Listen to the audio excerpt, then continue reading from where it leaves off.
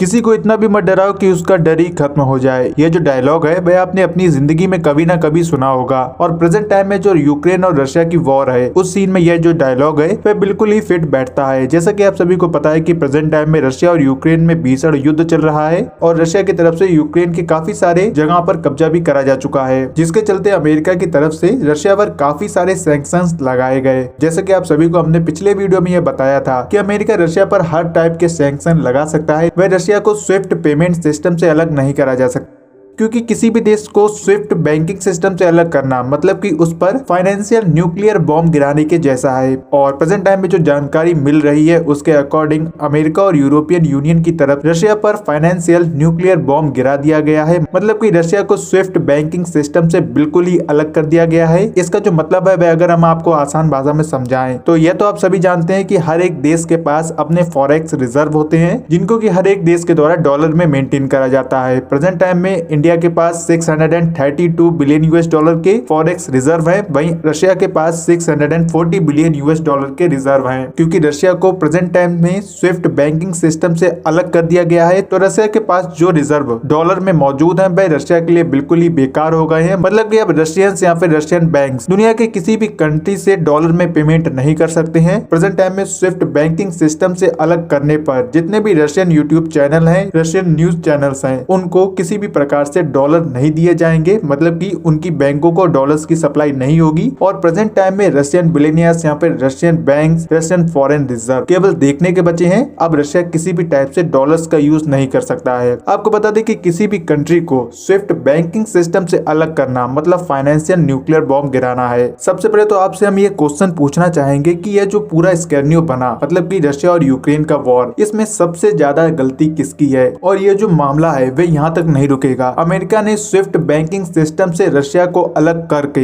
अपने पैरों पर ही कुल्हाड़ी मार ली है। अब रशिया अगर इस सिचुएशन से निपटना चाहता है तब उसके पास एकमात्र ऑप्शन बचता है कि इस वॉर को पूरी तरह खत्म करें। और जैसा कि रशियन प्रेसिडेंट व्लादिमीर पुतिन पहले ही एक इंटरव्यू में यह बता चुके हैं कि अगर कभी भी रशिया पर भारी सैंक्शंस लगाए जाते हैं तो वही एक कदर से वॉर को स्टार्ट करने जैसा ही माना जाएगा। मतलब कि प्रेजेंट टाइम में अमेरिका और यूरोपियन यूनियन के द्वारा रशिया के साथ वॉर को स्टार्ट कर दिया गया है। और क्योंकि रशिया न्यूक्लियर ड्रिल भी कर चुका है तो इस फाइनेंशियल न्यूक्लियर वेपन का जो जवाब है वह हो सकता है कि रशिया के द्वारा एक रियल न्यूक्लियर वेपन का यूज करके दिया जाए। इस टाइम पे अमेरिका ने अपने पैरों पर कुल्हाड़ी इसलिए मार ली है क्योंकि अब अमेरिका के पास कुछ भी नहीं बचा है। अमेरिका को जो कुछ भी करना था वह अब कर चुका है। इसके सिवाय अमेरिका के पास कोई भी ऑप्शन नहीं है कि अब वह रशिया को किस प्रकार से धमका सकता है, उसको किस प्रकार से डरा सकता है। और जैसे कि हमने आपको वीडियो के स्टार्टिंग में बोला था कि किसी भी इंसान को इतना मत डराओ कि उसका डर ही निकल जाए। भैया जो डायलॉग है ये पूरी तरह से रशिया पर प्रेजेंट टाइम में फिट बैठता है। अब रशिया के पास खोने के लिए कुछ भी नहीं है तो वह कुछ भी कर सकता है और इन सब का जिम्मेदार है वह पूरी तरह से यूरोपियन यूनियन और अमेरिका होगा। क्योंकि जैसे कि आपको पता है रशिया ने यूक्रेन पर हमला केवल इसलिए करा क्योंकि रशिया नहीं चाहता था कि यूक्रेन नाटो में शामिल हो